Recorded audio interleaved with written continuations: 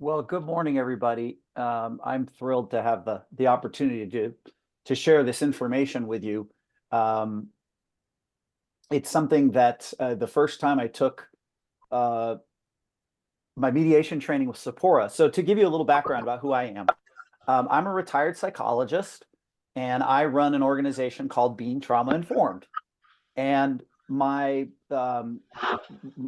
full-time job is to go around the country and train mostly law enforcement officers, detectives, judges, attorneys, and advocates involved in the criminal justice system about trauma and the brain and how we can work more effectively with trauma survivors. Um, so when I first, and excuse me, but I closed the door and now the dog wants out. Give me just a minute. Okay, pup. Here you go, pup. There you go.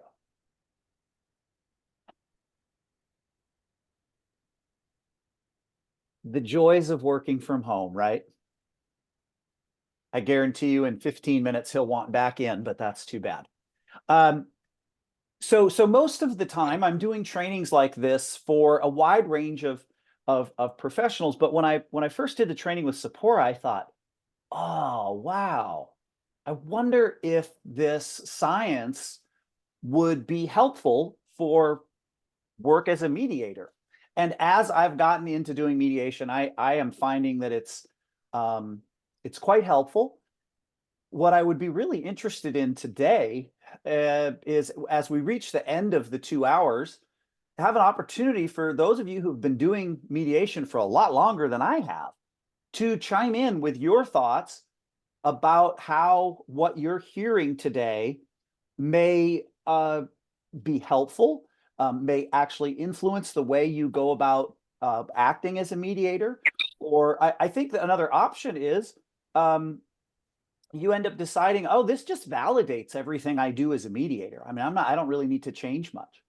Um, so please feel free to chime in. I'm going to ask if everybody could be on mute to start. What will happen with Zoom is that if there's a noise in your environment, Zoom lets that noise through and it's just distracting. That said, if you have something you want to say, please feel free to come off mute. We don't have that many folks. We've got 40 people on the call. So it's completely manageable to have folks jump in and share thoughts. And we are also going to break into some small groups as we go along. So we'll take a break at about 11 for about 5-10 minutes to give people a chance to check email and do all that fun stuff. Take a little, give your brain a break. So, all right, I am going to share my screen. Wait for it. There we go. Okay. New share. Okay, and hopefully you can all see right now just water with a pretty reflection in it. And now hopefully you can see a title slide that says trauma-informed mediation on it. Is that accurate? Yes? Yes. Okay, perfect. Thank you. Okay, so we have a limited amount of time, and yet we are going to try to get a lot done today. So we've got 5 different pieces that I would like to go through. And as we go, feel free to ask questions in the chat. Feel free to come off mute and make a comment or ask a question. And what I want to start with this. I don't know, we probably have mediators very often have histories of being attorneys. And I'm curious whether we have any attorneys or former attorneys who remember a Supreme Court decision from I think it was the 70s, when Justice Stevens said, I can't define pornography, but I know it when I see it. And I bring that up because when we're talking about trauma, very often people don't really have a definition of trauma. They just feel like they know it when they see it, right? So what I would love is for you to chime in the chat box and type into the chat box, how do you define trauma? What's your working definition of trauma? Because I'm going to give you a definition, but I'm just curious if you have one, right? Some folks, they kind of go by their gut, like, well, this person seems traumatized. Others, some of the definitions I've seen in the past are, an event that overwhelms the brain, etc. So I'm curious, what past experience disrupting the present? I love that, Carlos.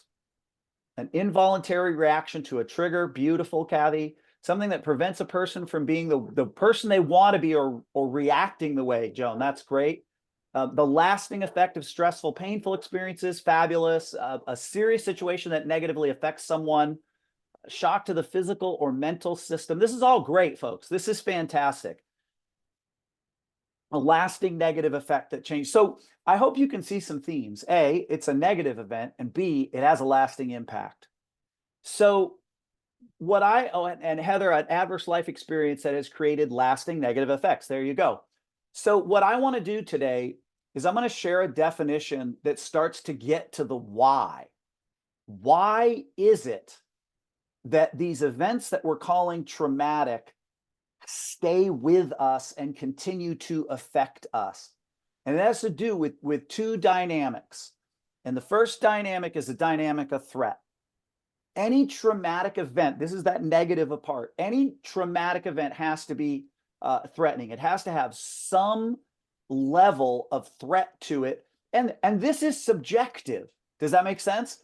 So what Kathy might perceive as threatening, I might not perceive as threatening, right? Now, when we have an event that is just threatening, but we still maintain a sense of control, we get changes in the brain. Those changes just aren't lasting, right? When you have a threatening experience combined with a loss of control, that's when you see lasting change in the brain. So let's do this. Let me give you a scenario, okay? You're cooking in your kitchen, and you're using a little oil because you got that going on, and you get a phone call, and you're on the phone, and suddenly you realize, oh my gosh, there's a fire. The oil has caught fire. Okay, so that's perceived threat, right? Most of you have a go-to. Most of you have a way that you're going to deal with that. Type into the chat box, when you have a fire on the stove, what is your go-to to put that out? How are you going to handle that?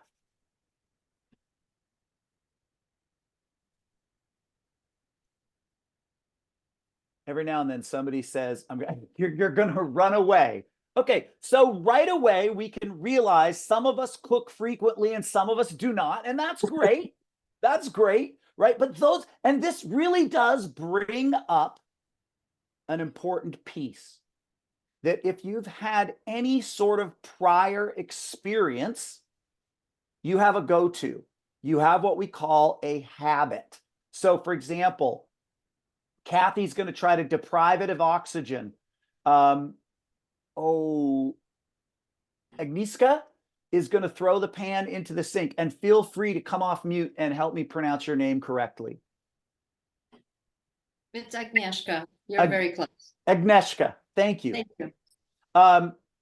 Joan is going to smother it. Devin, cover it, right? So what I want you to do is I want you to notice when people perceive threat and they still maintain a sense of control, they're going to rely on habitual behavior. Okay? They're going to rely on habitual behavior. So in a mediation, if I perceive threat in the mediation, but the mediator has given me a sense of control, instead of relying on my survival reflexes, which you saw from, let me just scroll up, which you saw from Gabriella, which is run away, right? That's a survival reflex. I'm going to be able to use whatever training I've had. Now, that training may be helpful, that training may not be helpful. But certainly my survival reflexes, what I'm going to suggest to you is that our survival reflexes in a mediation context are not helpful, right? And if you remember, those are things like run away, shut down, right? Become argumentative, that's the fight piece, right? So if I lose a sense of control, if I'm in the kitchen and I'm trying to control this fire and I lose a sense of control, now I am at the mercy of my survival reflexes. And now, no matter how experienced I am as a chef or a cook, me and Gabriella, we are both running away, right? We are going to flee. So the big question for us as mediators then becomes, what do you mean by threat? Because how often in the context of a mediation is there an actual physical threat? And I would suggest to you, rarely, if ever. And so on the face of it, you might say, well, I don't understand. How is this relevant to us then? Okay. Here's where this becomes relevant. And from my perspective, when I learned about what I'm about to teach you, light bulbs started going off. And I now refer to the concept that I'm about to teach you, I refer to it almost daily. Okay, if we go back thousands of years, and we are all members of the same village, okay? Now, going back thousands of years, obviously, we are having to deal with predators in the environment. Lions, tigers, bears. I was hoping someone was going to come off mute and say, oh my, but that's okay. So we're dealing with predators in the environment, and that's obviously threat. But there's another threat present that we had to learn to deal with. So hopefully we can all agree that human beings are on the planet because of our ability to exist in groups, right? So 10,000 years ago, if I couldn't exist in a group, I wasn't going to last very long. So if I'm in a village with Shauna and if I'm pronouncing names incorrectly, please come off mute and help me understand how to pronounce correctly. Shauna and Delyn and Tracy and Caroline. We're all in a group together. Okay, we all live together. We're all in the same village. And Devin, I'm going to make Devin the head of the village. Okay, and I'm going to make Joan. I'm going up now the list instead of down. And Joan, I'm going to make Joan. You're going to be the head of security. Okay, and I have stolen Shauna's cow for the third time. And Shauna said, this is it. This is it. I'm ending him. And Joan, as the head of security, says, no, we've got a different way of dealing with this. And Devin says, yeah, what we're going to do is we're going to call a meeting as everybody in the village is going to come together, and we're going to figure this thing out. Chris, you've stolen Shauna's cow for the last time. Now, what would have happened back then is if the village was able to prevent Shauna from killing me, which is how this sometimes would have worked, we would all come to the meeting together, and it would be explained to me by Devin, the head of the village, that Joan and Joan's group of security folks were out gathering my belongings. They were going to bring them to the meeting, to the fire, and then I was leaving the village and I wasn't coming back. Yeah, give me back my cow, right? So this is that process of being excommunicated, that I'm basically being kicked out of the village. Now, in 2023, 2024, right, if we're in a community housing situation and I steal your cow, i.e. CD, right, or I steal your pillow or whatnot, and you still kick me out of the house. Now, I don't want to pretend that that's not a big deal, because that could be a very big deal. But what I'm going to suggest to you is that 10,000 years ago, it was a death sentence, right? Because you could not live alone. Again, if I could ask folks to put themselves on mute, I'm getting some static, if that makes sense, in my ears, and it's a little bit loud. So what happened was, the brains of human beings started to tune into where do I stand in any group? And it's called status. What's my status in this group? And interestingly enough, because 10,000 years ago, if I lost my status, it was a death sentence. Our brains literally deal with threat to status with the same circuitry that we use to deal with physical threat. And they actually did a study. They took you and they pricked your finger, okay? And when they pricked your finger, they measured the regions of your brain that are lighting up, right? That's physical threat. And then they had you read a scenario. And I'm a child of the 80s. And so this is that movie, Back to the Future, where Marty McFly, who's on the right, he is kicked out of a coffee shop, right? You have to get out of here. And so you're given a role play where you're kicked out of a group, right? Your status is threatened. And they then measure the regions of your brain that are lighting up. So they basically have two photos, right? Physical threat, what regions of your brain light up? Threat to status, what regions of your brain light up? And folks, unbelievably or believably, the two photos are darn near. Were we able to hear sound? Did I remember to click sound? You couldn't hear the sound. Well, that's disappointing. I'll Basically, play it for you. Identical.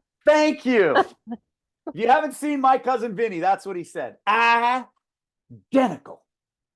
So what's going on here?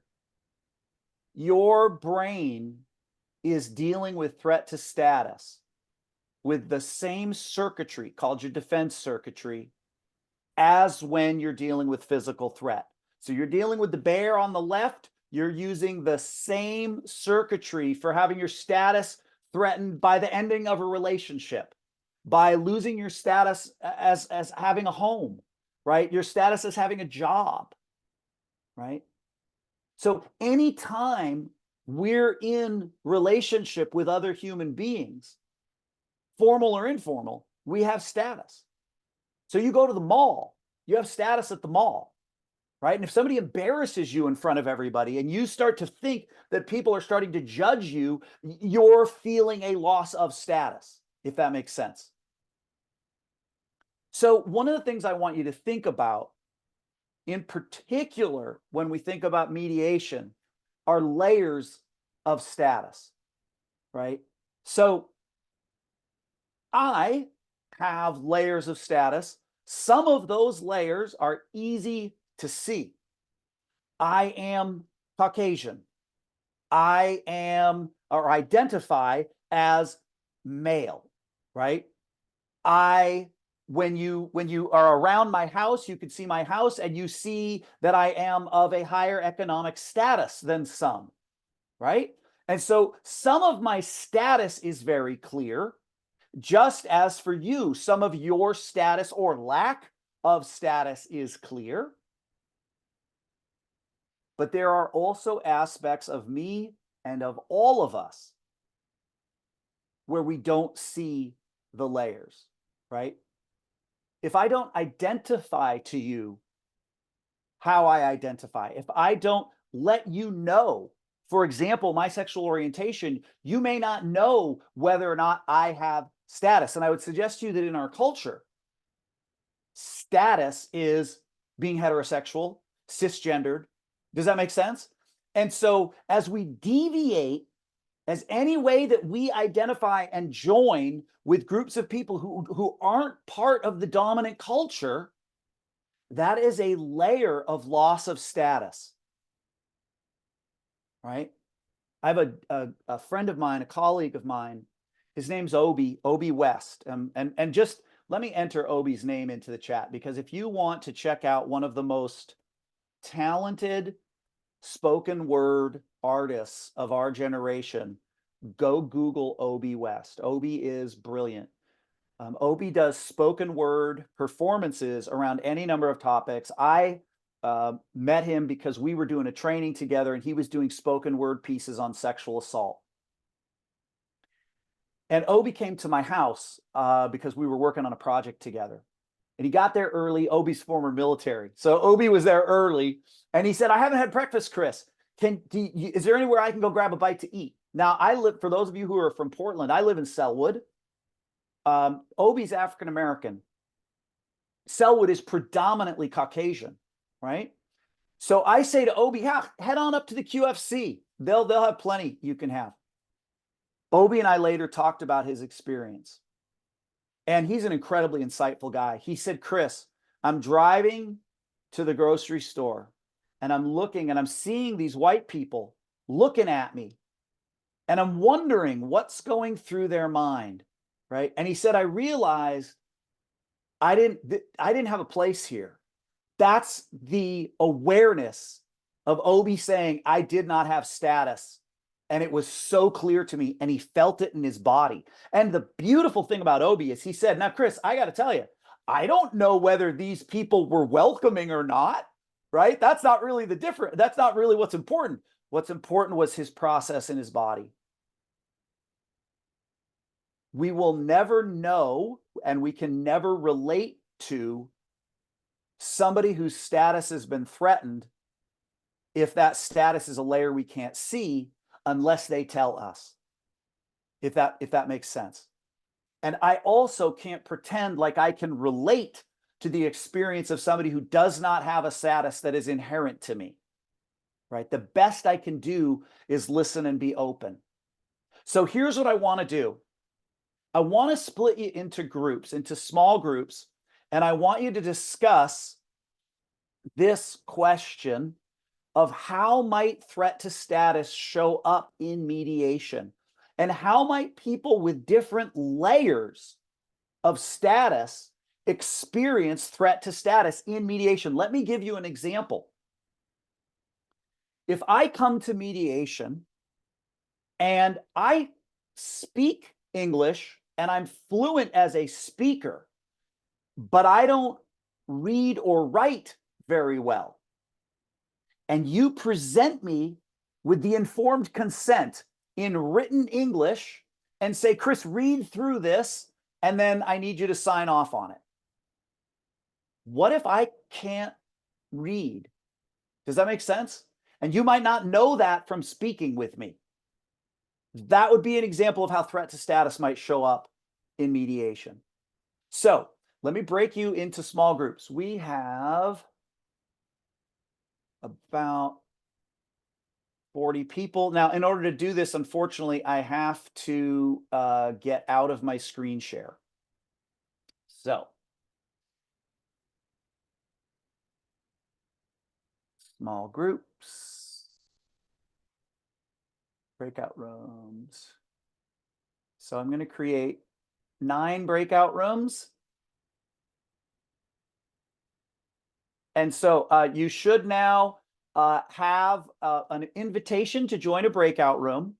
And I will type this into the little message box so that you can see it in the breakout room. But please join your breakout room and discuss amongst yourselves, how might this experience of threat to status show up in mediation? How might we threaten status inadvertently, not intentionally? How might somebody experience threat to status in a breakout room? So you should have an invitation to join a breakout room. Chris, can you hear me? I can. Hi, this is Gabriela, the one that runs away. Can you repeat the question? Yes. The question is, how might this concept of threat to status show up in the process of mediation? Thank you. Okay.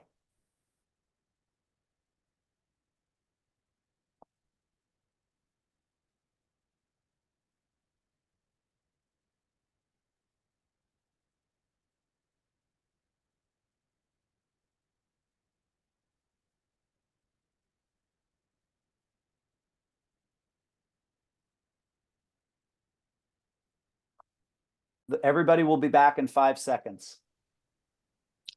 I just saw a couple people have rejoined. Yes. So everybody should be back now. So Kathy and I had a brief discussion amongst ourselves. I would love to hear from some of you. Just come off mute and share what your group talked about as how status may be threatened in the process of mediation.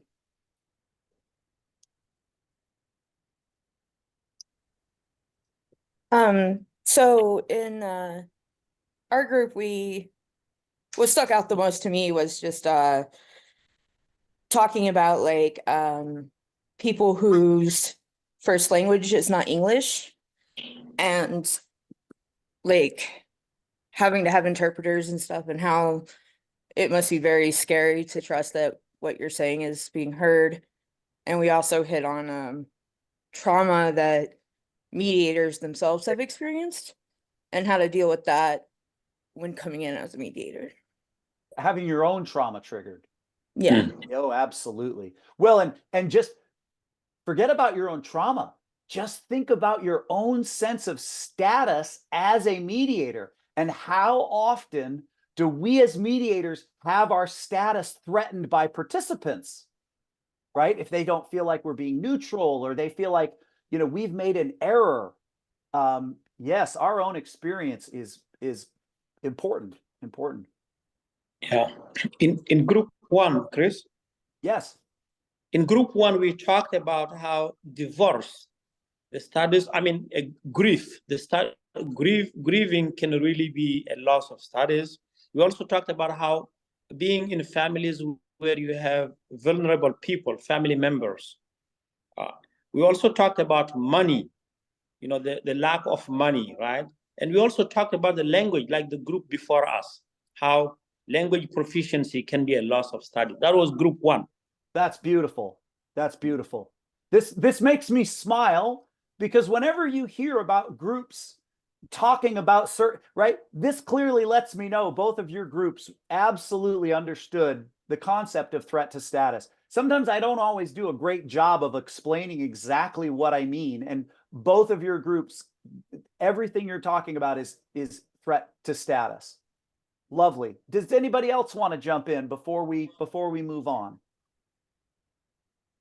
We Let's talked bring in- about the power imbalance and how that threatens status. And Michael brought up the really good point that it not only threatens, I tend to want to step in and try to protect the person who I think is the less powerful person in the mediation. But his point was that the more powerful person is also threatened because they have these rules and things that they think they have. And that's a threat to them that you're asking them to compromise them. One of the things I want to be really clear about, being a trauma-informed mediator is not about eliminating threat to status, because you cannot eliminate threat to status. It's about understanding what is the impact of threat to status on the brain and what can we do about that. This is lovely. And this is, Kathy, this is one of the reasons I want to do an all-day training, so that we can really rest on this and dive into some of these specific scenarios that you're talking about. Unfortunately, we need to move on so that we can get to all of our content. That said, I want you to keep in mind some of these scenarios, right? Language proficiency, socioeconomic status, the notion of power imbalances, and that beautiful subtlety of, if I move toward protecting or looking out for the person who clearly does not have power, how does that threaten the status of the person who does? I think this is really important for us to be thinking about. So one of the things I want to do is share a little bit of information with you now about the brain, so that you can start to get a deeper understanding of how the experience of threat and loss of control affects the brain.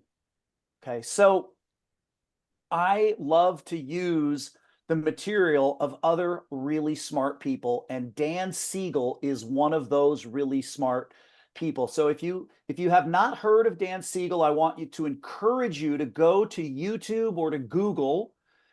He wrote a book called The Mindful Brain. I believe he wrote a book called Parenting from the Inside Out. Dan is just a brilliant, brilliant human being.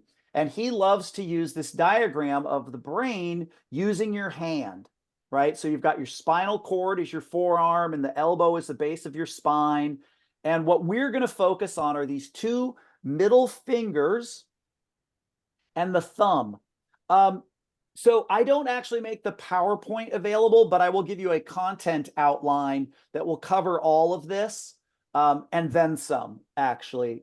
Oh, geez. Let me try to remember how to pronounce your name again. Agnieszka? Agnieszka, yeah. Agnieszka, I got it Thank right. you. Thank you. It's, yeah, right on. Okay, so now my favorite joke to make is, by the time we're done with this training, you should be able to go to a party this weekend and teach people about their brain. And if anyone at that party says, you don't know your ass from your elbow, you say, my ass is my elbow. That's my best joke. That's my best joke. Okay, so what I want to do is talk about now, how does the experience of threat and then threat plus loss of control affect our brains? Okay, this prefrontal cortex, right? So it's this region, right? Look at some of the things it's involved in here. Oh, and you all are making my day, Cliff and Tracy. Best training you've been to in a long time. So, but Cliff and Tracy, you're like, I didn't think he'd see it. Okay, so this prefrontal cortex, look at some of the things that it's heavily involved in, because I would suggest to you, these are things that we absolutely need people to be able to do in order to fully participate in mediation. We need people to be able to be logical, right? Can you imagine if somebody couldn't logically come up with a suggested agreement, right? The ability to be curious, right? When we can't be curious, and I'm literally, Sephora and I are seeing this in a mediation that we are doing right now, where neither party has the capacity to be curious about the other party. And what's happening is they're just assuming malicious intent on the part of the other party. And it's fascinating to watch, not helpful.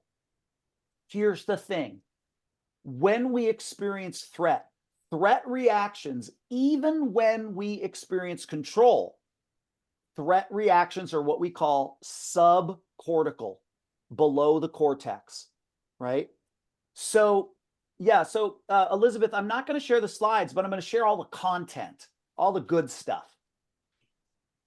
So when we experience threat with a sense of control, we are going to use our habits. All right. Now, this may be helpful. This may be unhelpful. Right. So in mediation, if my habit is to really dig in, because when I was raised as a child, my parents were real supportive of me. I had healthy attachments. And when I experienced threat, I was taught to approach. Right. That's going to be somebody who deals with the mediation process quite easily, right? Quite effectively. But a lot of us, when we experience threat, even with a sense of control, we pull back, right? Now, this is not something that's under our control. Even when we experience threat, we are going to what I call go subcortical. And let me give you a really quick overview of one of the studies that was done that shows this. This is just absolutely fascinating to me. This is a study called the MUL study from, I want to say 2007, 2008. What they did was they put folks in front of a computer, okay, much like you all are right now. So, you know, Joan, imagine that in front of your computer is a maze, okay? And you're in control of the blue triangle, and the circle is going to move around the maze. There's two phases to the experiment. In the first phase of the experiment, you can't move. All you can do is watch. Okay. Now you're told that you have a zapper on your finger, and that in the second phase of the experiment, that circle is going to turn red. And when it turns red, if it catches you, you're going to get zapped. Okay. So in the first phase, the gray circle just moves around the maze and it might go right over your blue triangle, but nothing happens to you. And you can't move the blue triangle. Okay, so you just watch, you can't move. In this first phase, which region of your brain, the cortical, the prefrontal, or the subcortical is most active and why? What do you think? And feel free to either come off mute or type into the chat box. What do you think? I would say probably subcortical because you don't have control. Ah, that is a fabulous guess. It's absolutely wrong, but I love the guess because you're thinking about this in a way that's consistent. Now, was that Aaron that said that? Yes. Okay, Aaron, here's why it's wrong. If you don't experience threat, the loss of control is no big deal. Does that make sense? Yeah, it does. Yeah. So this is the really cool part. So Joan, cortical, because you're just watching and analyzing, and then we would want to add in the absence of threat. And that is actually correct. So we are prefrontal while we're just watching, as long as that circle is gray. Okay. Now, in the second phase of the experiment, the circle turns red. You're basically the experimenter goes, all right, game on.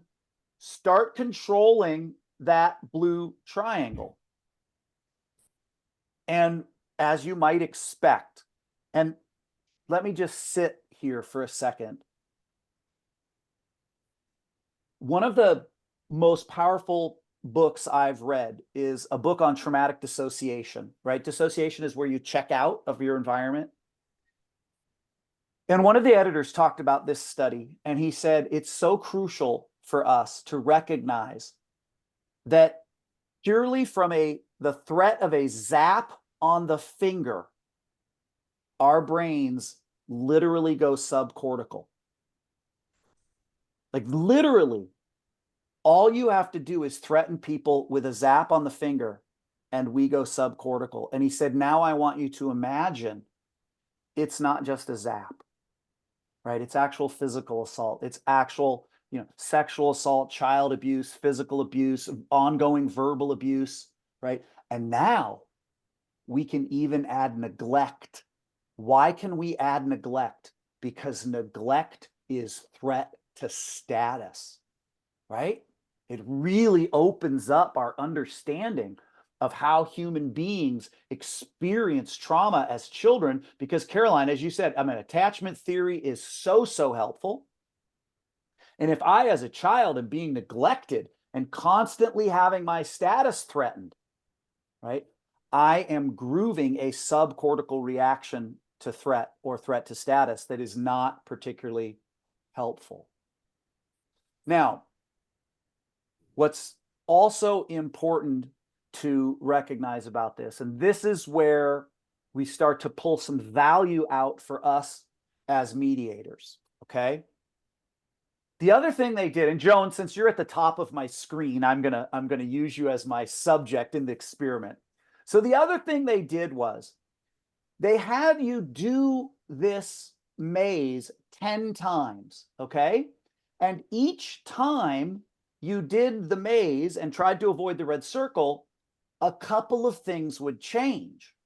One thing that changed was the maze itself. Okay, so you had to come up with a new plan, right, each time. And the other thing that changed was the duration of how long you had to avoid the red circle, okay? And then what they did was they said, okay, Joan, after iteration number 1, how confident were you that you could avoid the red circle? And maybe you only had to do it for 15 seconds and there were plenty of places to hide. And you were like, I was 100% confident, right? And then after the second iteration, maybe you had to do it for 3 minutes and it was a very minimal, right? Minimal maze, not a lot of places to hide. And you were like, oh gosh, yeah, I did not have a lot. In fact, I got zapped a couple times, right? So what they did was they looked at the relationship between the level of your confidence and the intensity of your subcortical firing. And what they found was the less confidence you had in your ability to navigate the maze and avoid the red circle, the stronger your subcortical firing was.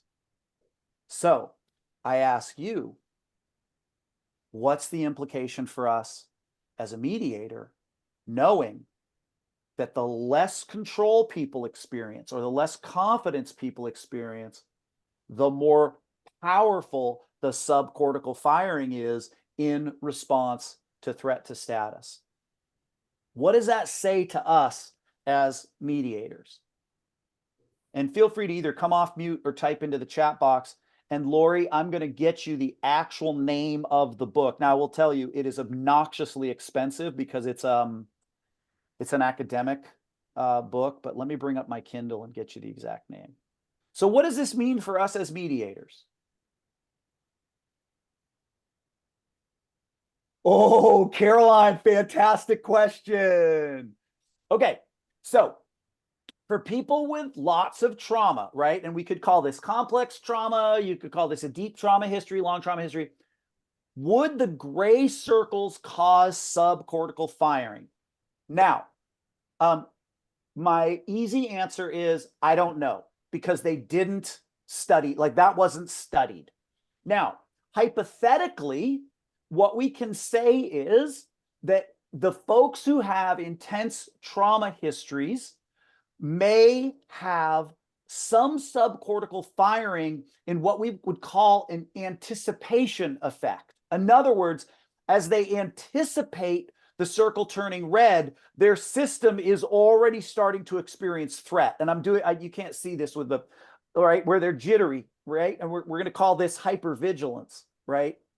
So now the second part of your question, and this gets at the heart of, from my perspective, the value of being a trauma-informed mediator, is that absolutely people with sensitized defense circuitry, and we'll talk about specifically what that means in the second hour, they are easily triggered, right? Because their brains are sensitized to risk for threat in the environment.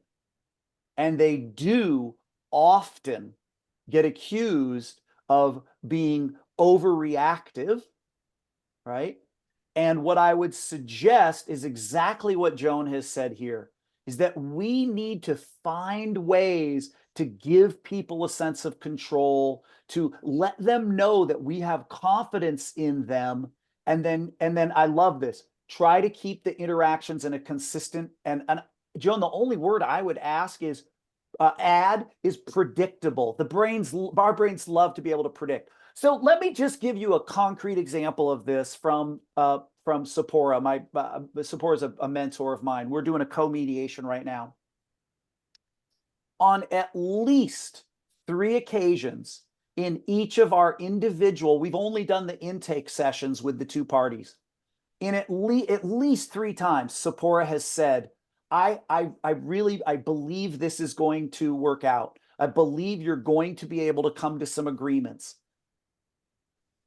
I have to tell you, if I didn't understand this science, I would not have the awareness of how impactful those statements are.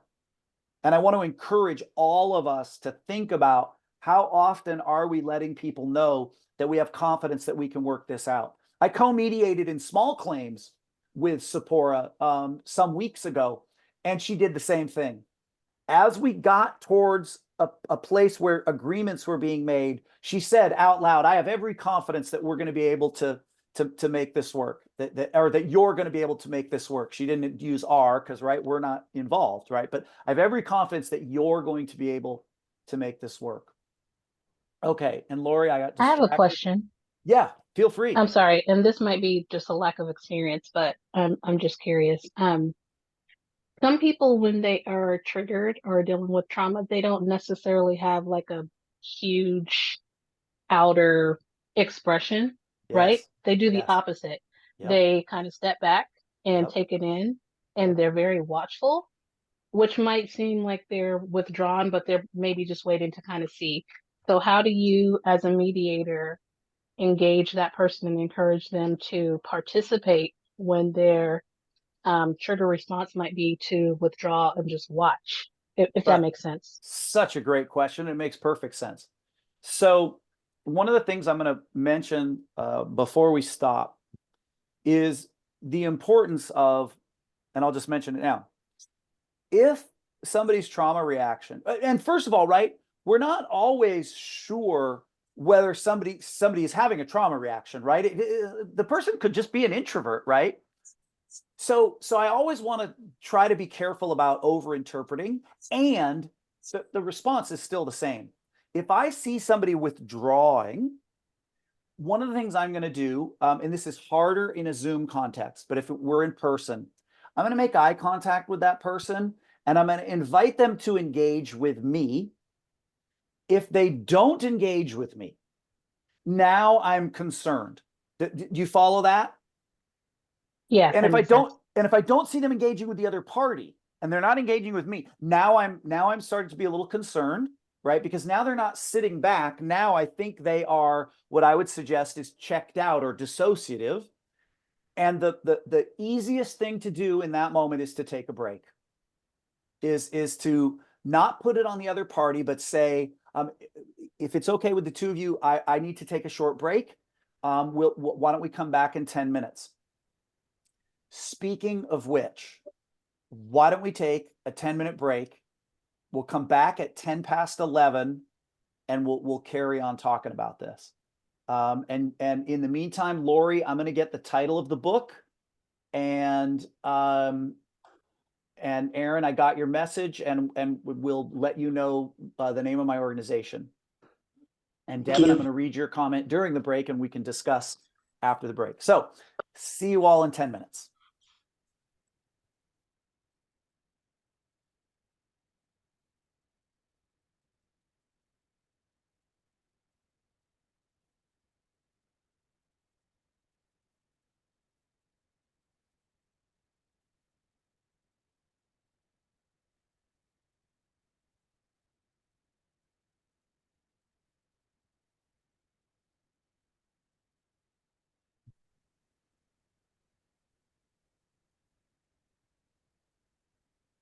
Traumatic dissociation.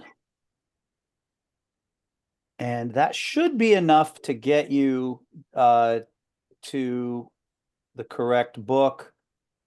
I'm just on my phone here with the Kindle. Yeah. And so I believe the first editor is Lanius. So that's one of the three editors. So basically it's a book that has a whole bunch of submissions by authors, by experts. And what I will tell you is the second chapter of that book is about everything that we're discussing in terms of trauma reactions. It discusses threat to status as well. Okay, welcome back, everybody. Let's talk just a little bit about the idea of habitual behavior. Okay, and I'm going to do this as a large group. What I want you to think about is this. If we go back to the scenario where you're cooking dinner, right, and there's a fire on the stove. If you're a cook, right, you learned habits for how to deal with that fire, okay? What I now want you to think about is, in the context of a mediation, when someone experiences threat to status, what kinds of habits might people engage in to keep themselves safe that could show up in the mediation, if that makes sense? So one example might be that when I experienced threat to status, I grew up in a home where there was psychological abuse, verbal abuse, and I learned to be agreeable. I just learned to say, yes, ma'am, yes, sir. No, ma'am, no, sir, right? And so that would be a habit that if you saw that in mediation, that would alert you to the fact that I may be experiencing threat to status. Right now, we'll talk about what we can do about that in the last little section. But what I want to do right now is just try to raise our awareness of what kinds of habits might people have learned to stay safe, and either type them into the chat box or come off of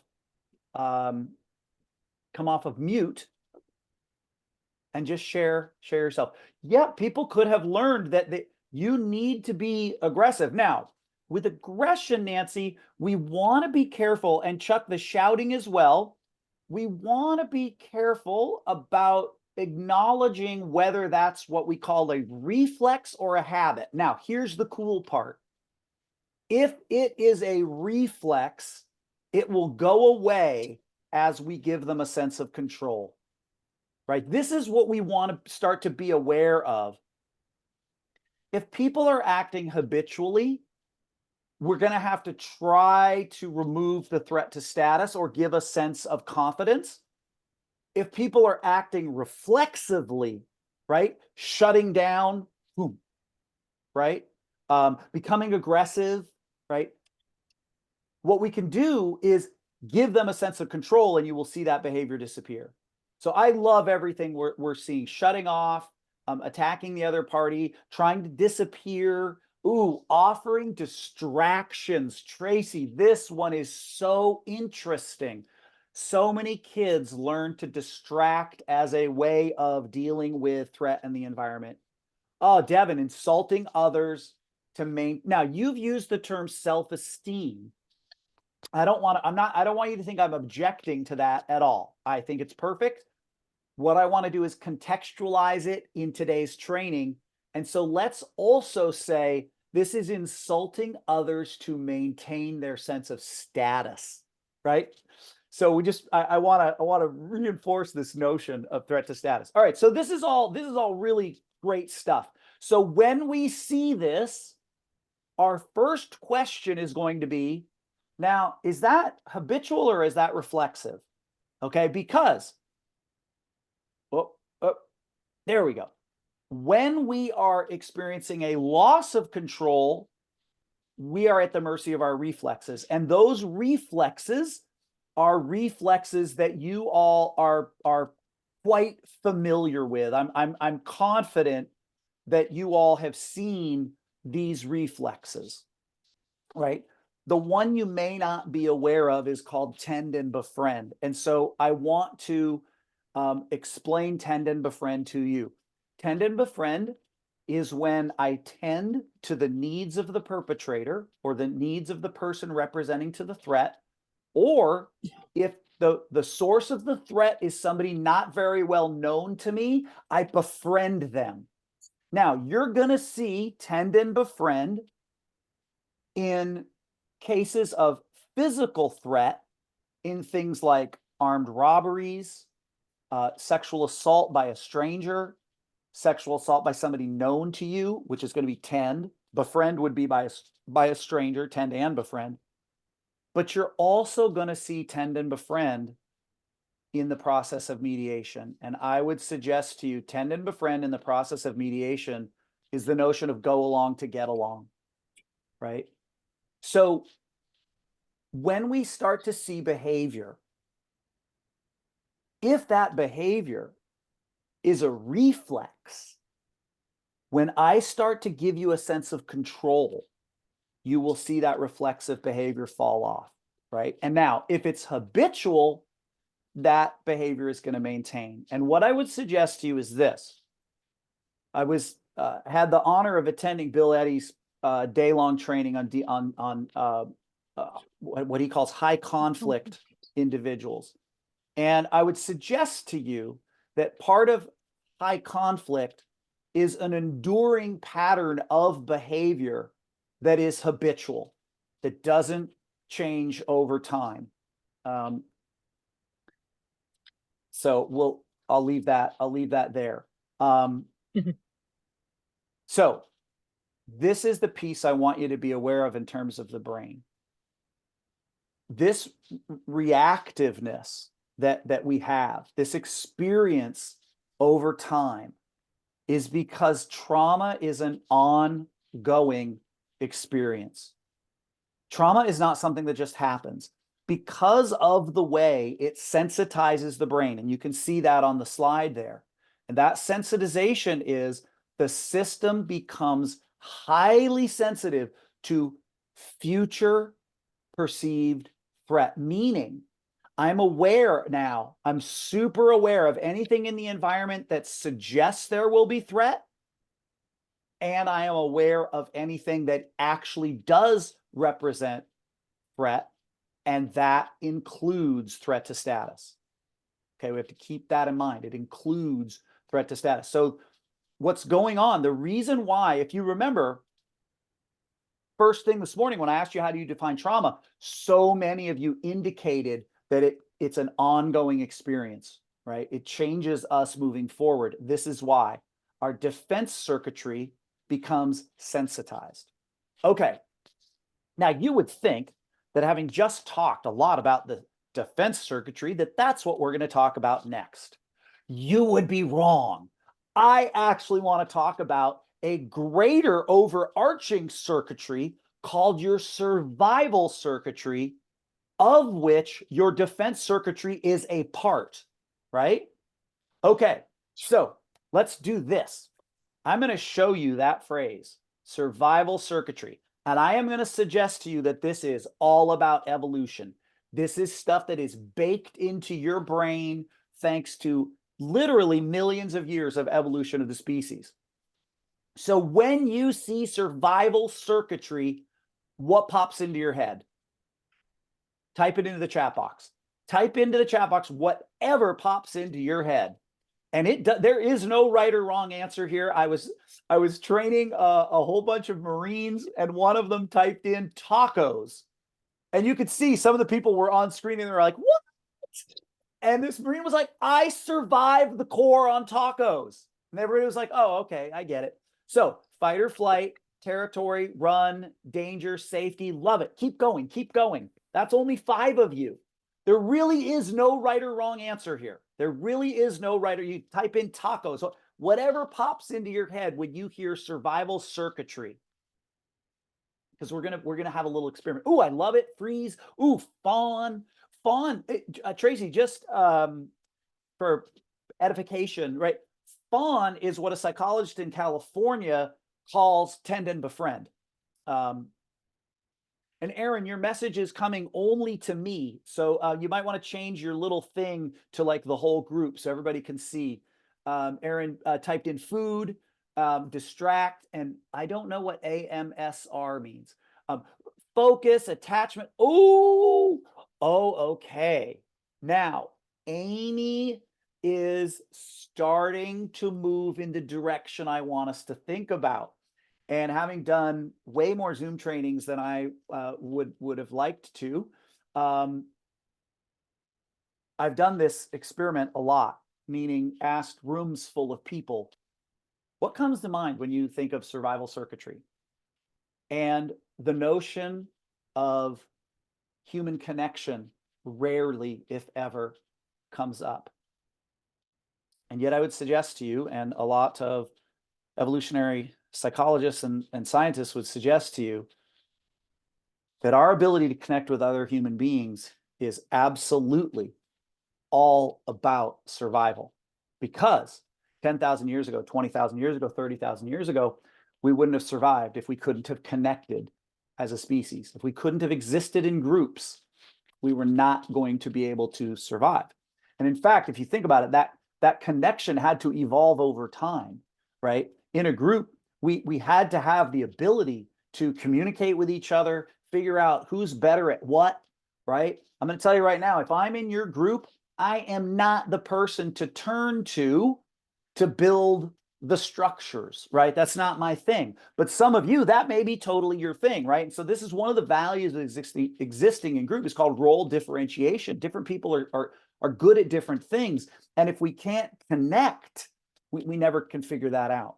So we are going to talk about the defense circuitry, but I want to bring up this social engagement circuitry for one crucial reason, It is what we are going to rely on as mediators.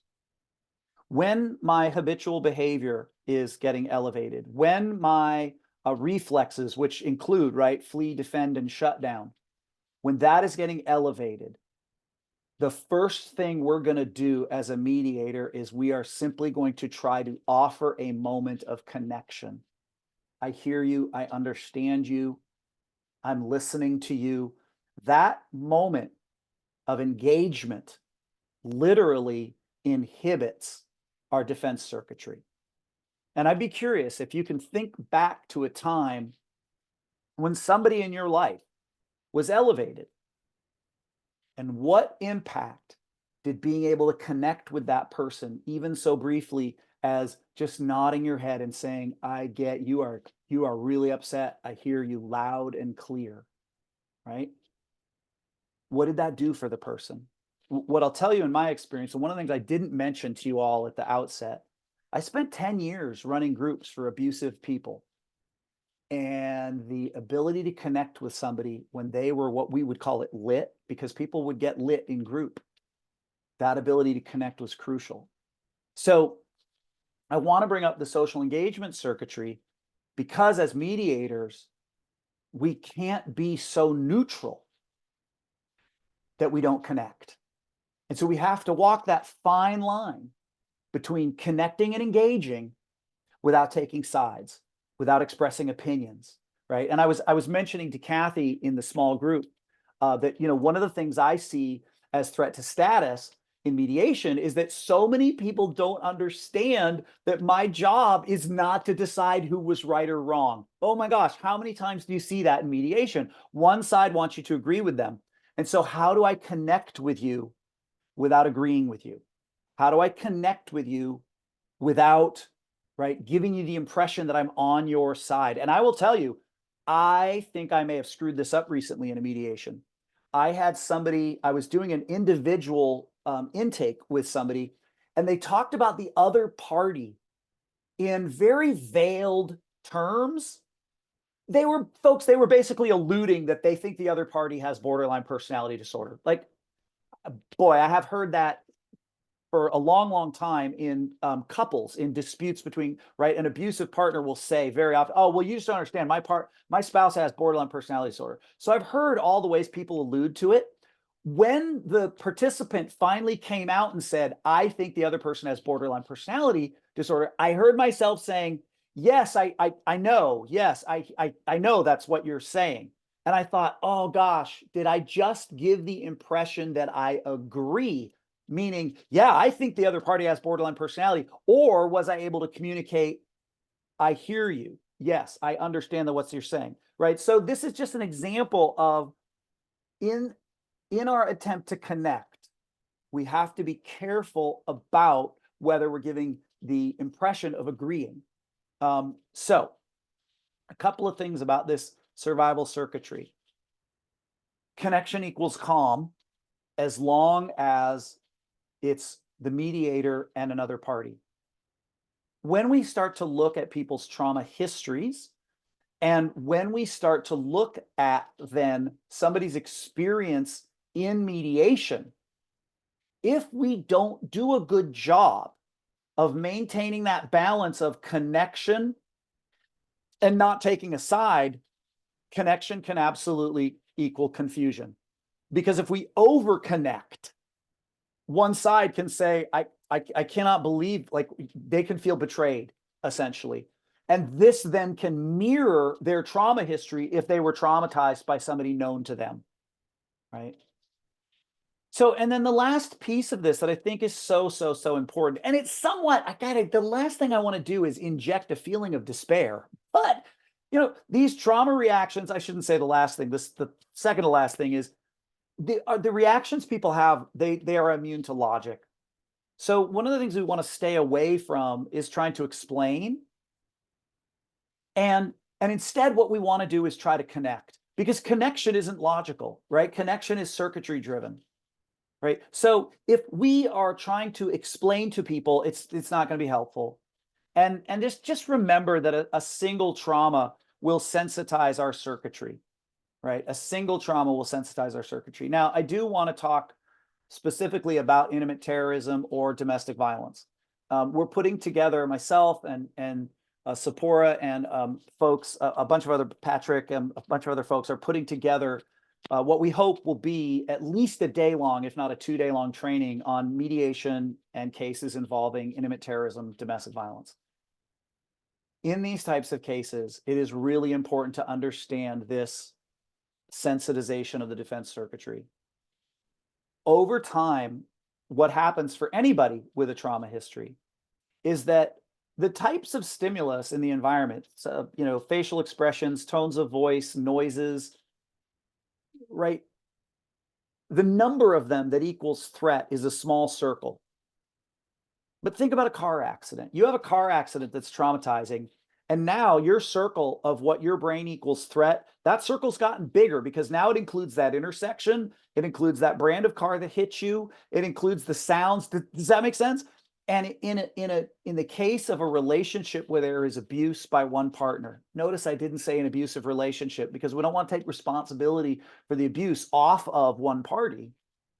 But in a relationship where there is an abusive spouse or abusive partner, over time, the brain's ability to determine what is threatening and what is not just becomes highly, highly sensitized. And in mediation, this is from my experience as somebody who worked in that field for 10 years with lots of survivors, and to this day, who still works with survivors in a different context. This is why I think so many survivors experience mediation as triggering, because the mediator is not paying attention to the very subtle behavior engaged in by the abuser that threatens the status of the survivor. And in fact, we as mediators can be party to that without even noticing. Oh, this is so cool. We have a hand raise and I actually know what it means. Carlos, go ahead, either come off mute or type into the chat box what your question is. Yeah, so let me just move the yeah, I just recently watched a movie called Anatomy of a Fall. I recommend it. And it talks a lot about, I mean, it touches on this, in my opinion, complex issue of what is abuse, right? And in my opinion, it's not always clear cut, right? What is an abusive relationship? And I just wonder if you can expand a little bit on what you mean by abuse. Sure. So in the literature, we draw on a lot of research, and so there is a long list of behavior that is seen as abusive, right? Verbal abuse, emotional abuse, psychological abuse, financial abuse. So things like withholding money, calling people names.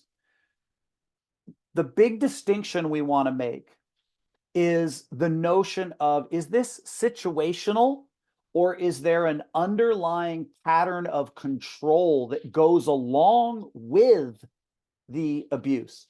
So in a case of what I would call intimate terrorism or domestic violence, the abusive behavior, the name calling, the put downs, the withholding money, the, you know, and in mediation, you're very often going to see leveraging the children. This is all part of a larger pattern. In what Michael Johnson out of Penn State would call situational abusive behavior, it's two people in the relationship who, you know, do I call you a fucking asshole every now and then? Yeah, I do, but you don't fear me. I'm not trying to control you. Does that make sense? The problem is, and we're going to get into this in the DV in mediation training. The problem is, and I would suggest to you that this is all about cognitive dissonance. We don't like thinking that there is intimate terrorism going on between two people that we have in mediation, because it fundamentally changes how we have to work.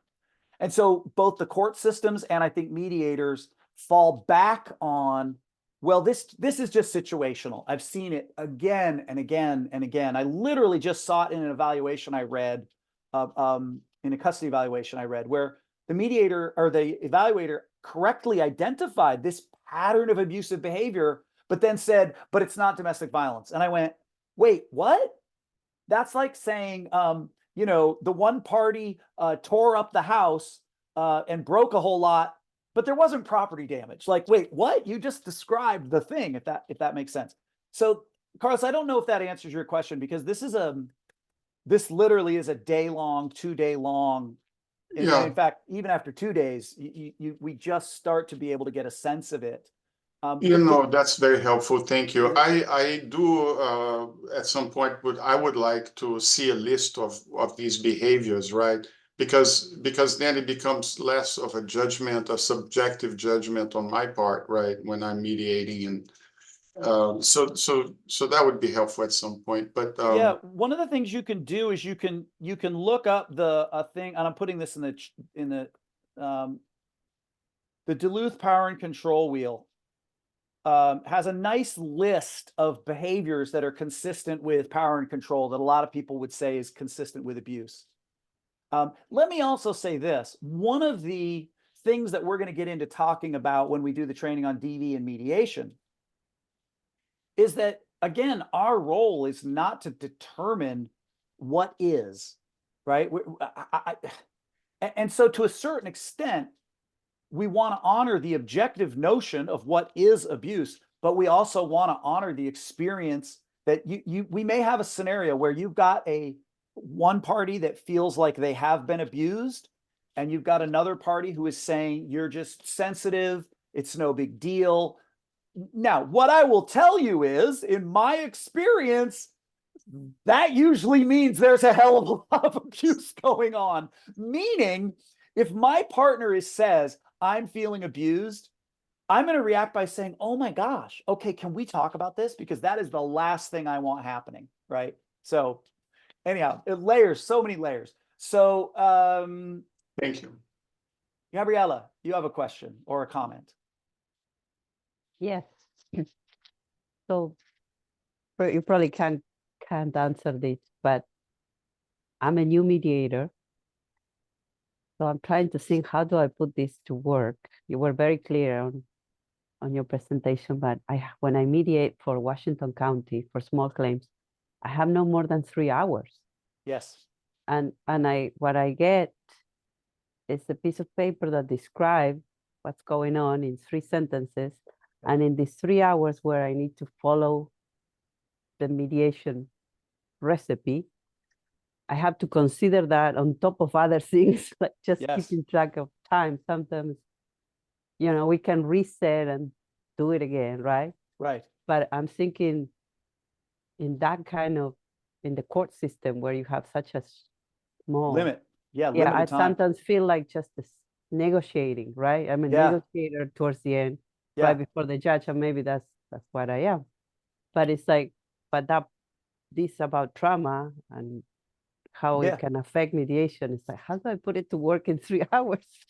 So I can actually answer the question with a couple of thoughts. One is, depending on how you are structuring the mediation, if one of the things that you're doing is having each side make an opening statement, you want to listen to each side's opening statement and listen for threat to status.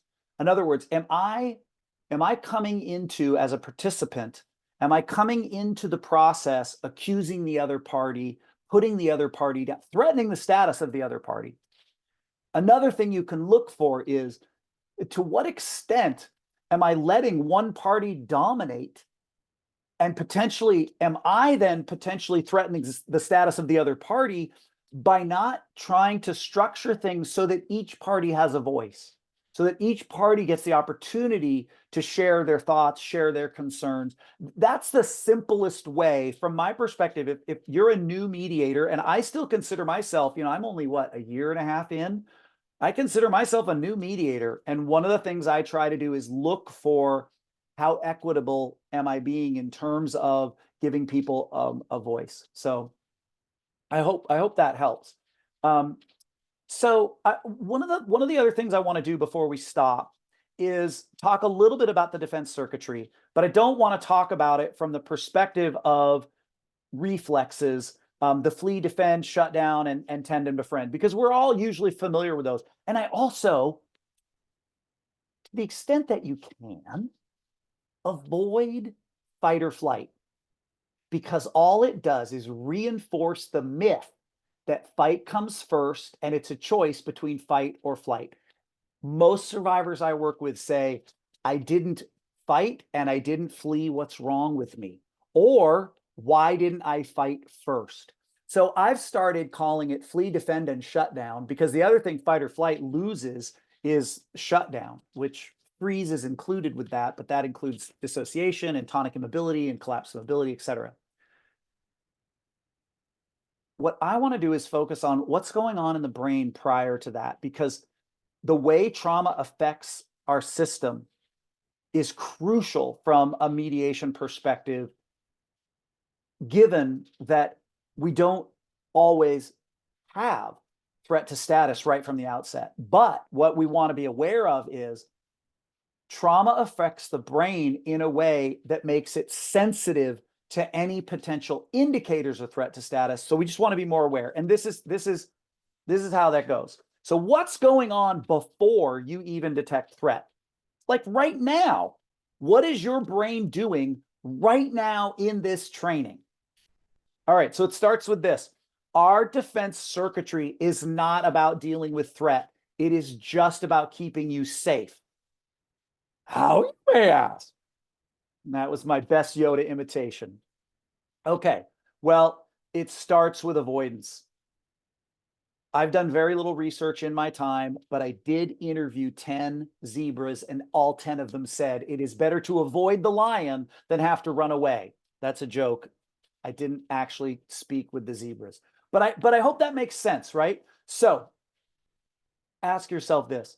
Have you ever had an experience where you are maybe on a walk, you're getting out of your car, you're in a mall, and your gut just goes, something's not right. Right? Some people call that spidey sense, right? Other people call that honoring your gut. There's a fabulous book called The Gift of Fear that literally talks all about this. And by the way, let me just type that into the box, because if you have not read The Gift of Fear, you need to. So it is all about this scientific thing called neuroception and neuroceptive mapping. So here's what your brain is doing all the time. All the time, your brain is mapping the environment, sounds, smells, sights, and internal experience to either map of safety, map of threat. It's like pregnancy. You either are or you aren't. You're not kind of pregnant. You either are or you aren't. The environment is either map of safety or it is map of threat. And this is totally subjective and it's totally contextual. So what Gabriela may map to threat, I may map to safety. What Carlos may map to safety, I may map to threat.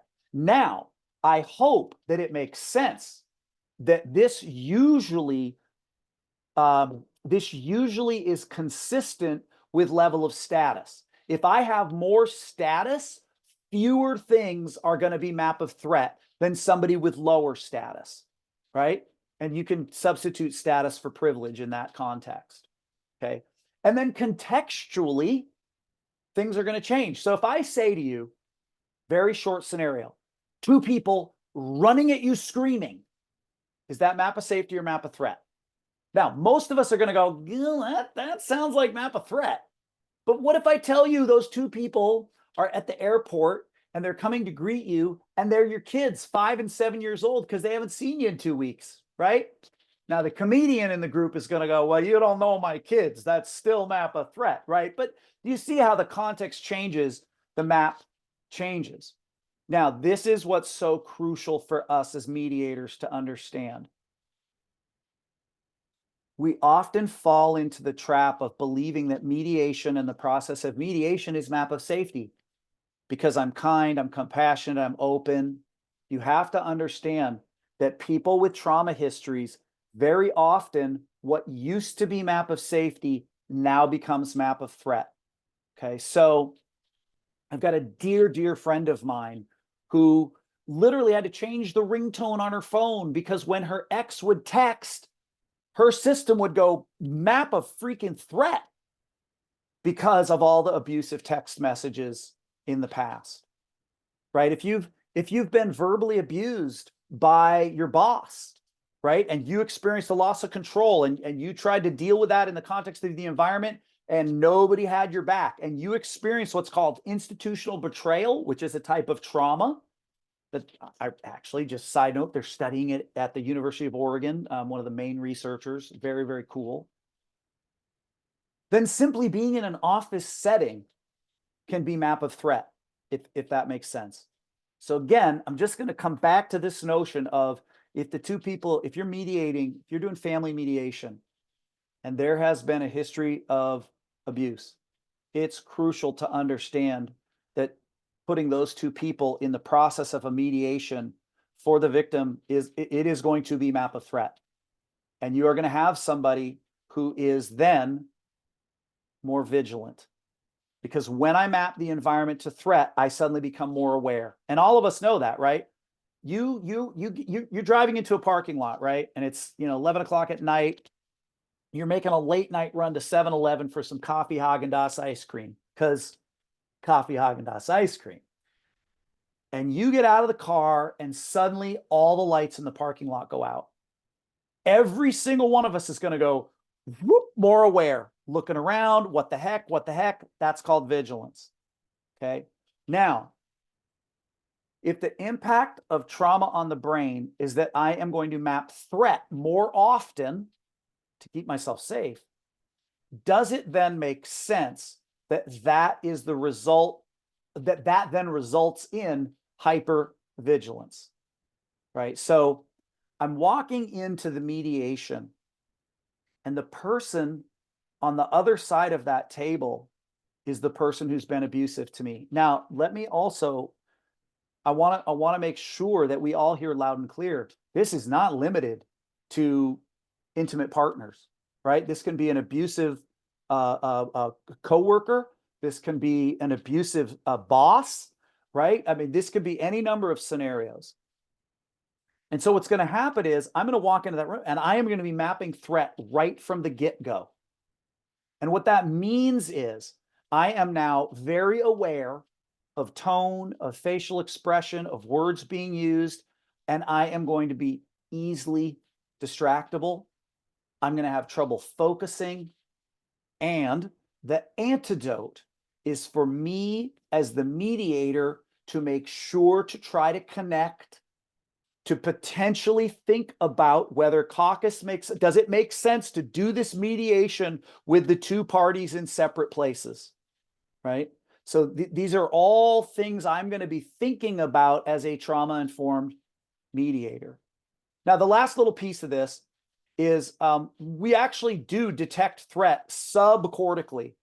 And this is also all about threat to status, not physical threat. Because again, in mediation, physical threat is very, very rarely present. It's usually more about threat to status. And that threat detection, which I call Danger Will Robinson, based on the old TV show Lost in Space, it's all subcortical, right? And what happens over time is we get a hypersensitive Danger Will Robinson, and that involves threat to status as well. So it is entirely possible, just as one scenario, that you get somebody who is a trauma survivor on one side of the table, and somebody who is not a trauma survivor on the other side of the table. And this person who's not the trauma survivor can inadvertently threaten the status of the trauma survivor in ways that, if it wasn't a trauma survivor, they wouldn't experience it as threat to status. Does that make sense? So we, as the mediator, from my perspective, the best thing we can do in these moments is simply be aware and not buy into the narrative that this person is overreacting or this person is highly sensitive, and instead sit with, well, this person may have a trauma history. And so if I can connect with that person, this may allow us to move forward. When in fact, if I simply treated this as, oh, now we've got a difficult person, right, or a high conflict person, I would deal with things differently. Okay, so the last piece that I want to throw out before I move specifically to what can we do is I want to very quickly mention the notion of generalizing our maps over time. So we are always generalizing our map. And if any of you have driven stick and then tried to drive automatic, you get that, right? The left foot reaches for the clutch. That's generalizing the map. Well, we do this from the perspective of map of safety, map of threat as well. And so I'm just going to tell you a very quick story of a photographer named Renee Sholtoff. Sholtoff was working for the Red Cross during the Syrian civil war.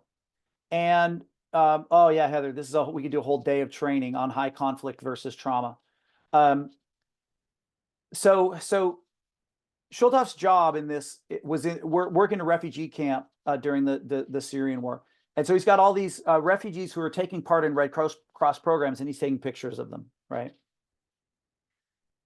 He's assuming that everybody maps them to safety. Does that make sense? Because they're not saying you can't take pictures. So he sees a little kid walking towards him from quite a distance, and he's got his camera, and he takes a picture of the kid and he moves on. He pulls the photo up later that night, and it literally made him sick to his stomach. I mean, he gave interviews about this and said, I felt sick to my stomach. Think about photos of kids. Have you ever seen a kid react that way? Hands up, distress, right? It didn't occur to Sholtoff that the child would map him to threat based on the child's history. I think it's crucial for us as mediators to remember that we are not always map of safety simply because we are the mediator, right? I did a training in Arizona some years ago where one of the participants said, "Oh my gosh," and with tears in her eyes, she said, "I finally understand why going to these trainings makes me so anxious." And I said, "Oh, help us understand what," and she said, "I'm a survivor of Columbine." So she survived one of the worst school shootings in our country's history. And every time she goes to a training, her brain sees a blackboard. No, maybe it's not an actual blackboard, but it's a screen, right, with slides on it. And she sees a teacher. Maybe it's not an actual teacher. It's just me, a trainer. And she sees desks and chairs. Does that make sense? And her brain goes, danger, danger, danger, map a threat, map a threat, map a threat, map a threat, right? So we can't assume that everybody is going to map the process of mediation to safety.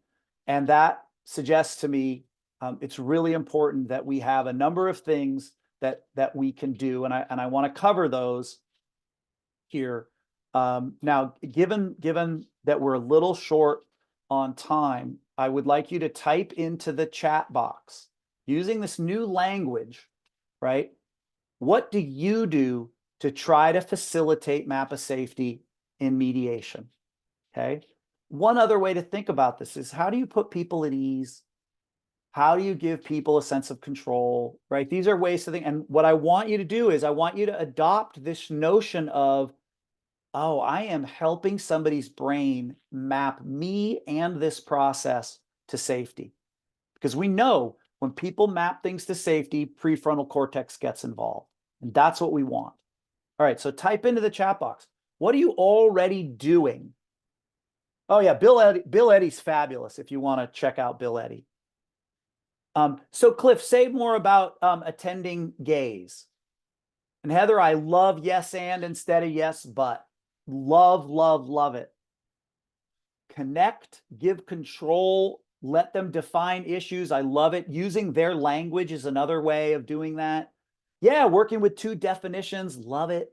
Gabriella, soft spoken, right? I'm not going to come into the room with a big presence. I'm going to try to be in the room. Active listening, I love it. Now, Dylan, this is so interesting. I would suggest to you that if these are two strangers in the mediation, you're never going to actually build trust. Now, family mediation, where you're meeting over time, I think you can build trust. But in the small claims context, I would suggest you can't actually build trust. And instead, the best you can do is get people the opportunity to map you to safety. And so think about trust as the long term and think about map of safety as the short term. I love the notion to clearly map the process out. I call that transparency. It's beautiful. Slowing myself down. I love it.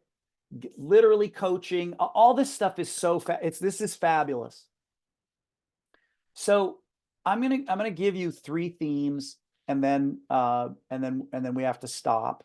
And hopefully we'll maybe have 5 minutes for questions. And those 3 themes are this: choice, transparency, and what I call safe eyes. So choice is only helpful when we actually honor the choice. Years ago, I was hired to do therapy with a gentleman who had already gone through an abuse intervention class. And that's the only, in the past, I only would do individual therapy with an abusive individual if they had successfully completed this one program called Allies in Change. No. So this guy comes into the room, and I say, sit wherever you would like. And now, I don't want you to out yourself, but if you've ever been in therapy, you know who the therapist's chair is, right? It looks like Captain Kirk's chair on the Starship Enterprise usually, and the guy goes and sits in my chair. Now, I have to tell you, my immediate reflex was, oh man, what a manipulative SOB. But I thought, you know what? You gave him a choice. You have to honor it. And sure enough, in our second session, when he sat where the clients all sit, right, there's about 3 choices. I said, hey, I noticed you chose a different seat. And he said, oh, I was just fucking with you last time. You said, where would you like to sit? And I just wanted to see if you would honor it. I went, oh, fascinating. Wouldn't want to be in an intimate relationship with you, but right. So, and then in terms of transparency, the reason why transparency is so crucial is that when we're not transparent with folks, they will fill in the gaps about why we're asking certain things. So like I've watched Sephora just be so beautifully transparent in the process with the current case we're working on. Because the last thing we want someone doing is assuming that they know why, right? So we always want to be upfront to the extent that we can be. And then the last theme has to do with our brain's ability to mirror. So like right now, I was just looking at Elizabeth. I was noticing you on screen, and you have this kind of a little bit of a smirk, like relaxed. And I saw your face, and I immediately, and Gabriella, you as well, this kind of, and it immediately relaxed me, like, okay, this is my brain mirroring your facial expression, meaning what's going on is when we see movement with which we are familiar, our brains fire like we are moving that way. So they put ballet dancers in an MRI and showed them pictures of ballet dancers and pictures of martial artists doing capoeira, actually. Those ballet dancers' brains fired like they were moving, even though they were sitting in an MRI machine. Now that relates to us because every facial expression and every tone of voice is muscle movement.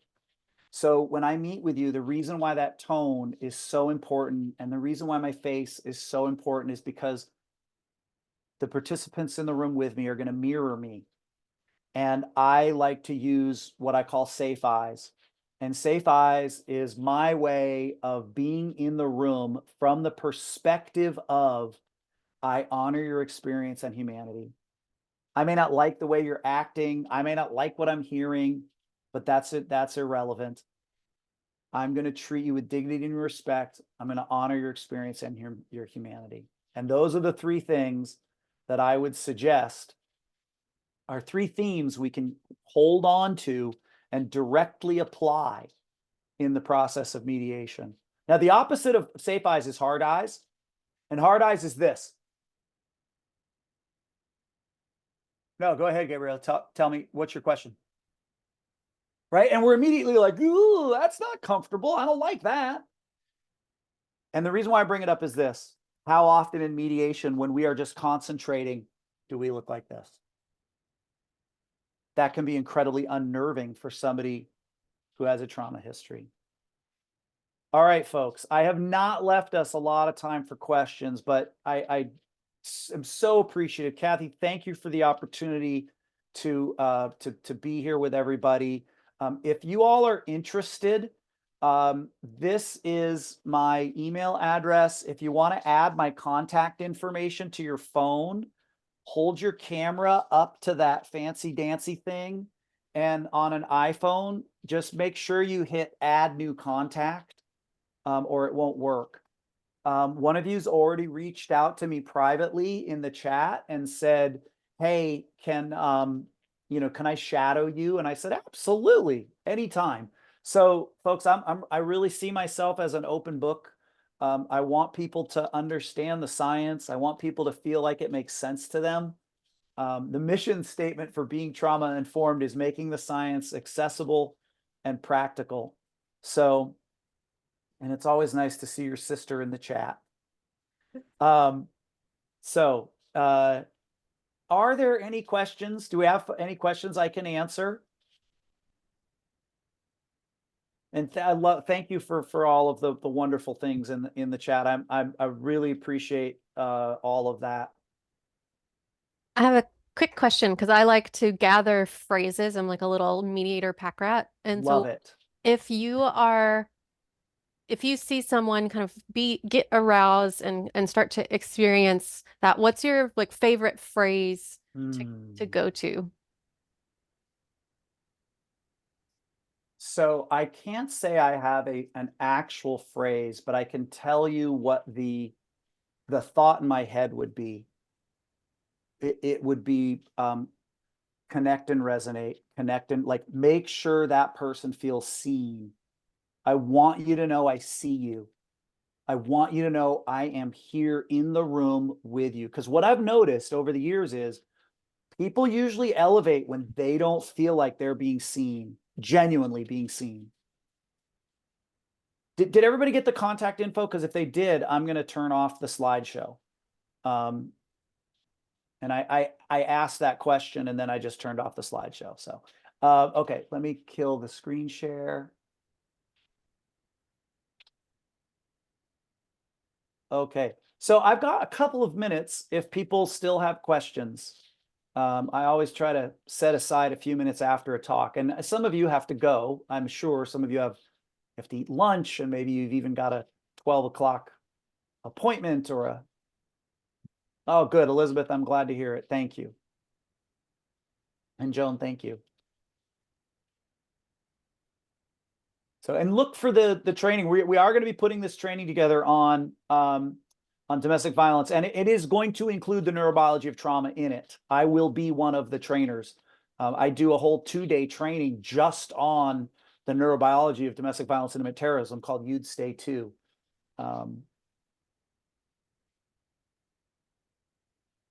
Who do we contact for the future trainings? So Devin, contact me actually, because I'm part of the group that's putting together the training. But you can also the Oregon Association of Collaborative Professionals, OACP, puts on really good trainings. You can stay in touch with Kathy. Small Claims will put on some trainings, and Sephora Demont through I think it's Demont Solutions is her group. Sephora puts on a lot of training as well.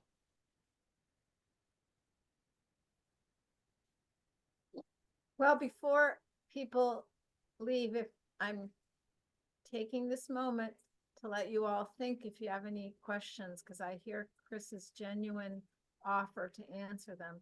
I just want to express my appreciation again, Chris, for you taking the time to educate us. And it's one of these that Chris said earlier that he has people who have seen his trainings like 10 times and they feel like he's not changing what he's saying, but they're getting a new piece out of it. This is one that is very true for me. And I look forward with great delight, not to the DV training so much, but for you coming up with a day-long for mediation. And just this information is so valuable in so many ways.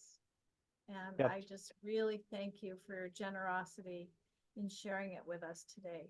Yeah, no, you're welcome, Kathy. And we will put together a day-long training just on trauma-informed mediation, because part of what we missed today, if you ask me, we missed the opportunity to talk with each other about how am I going to implement this into my practice, and what are some of the hurdles I've struggled with in the past, and how might this material assist me. Like I shared with all of you that one vulnerable moment I had where I felt like I maybe over connected with someone in an attempt to get them to map me to safety. And I that's the only thing that's missing, you know, is this piece of interaction between all of us, so that we can learn from each of us about how we're applying the science, how do we make sense of it all. And that we'll have a chance to do that in a day long in-person training. And I hope everybody who was here today will attend, because there is a lot more to the science that we can dive into. So Yeah, and again, if you contact Chris directly, that is fine. That is wonderful.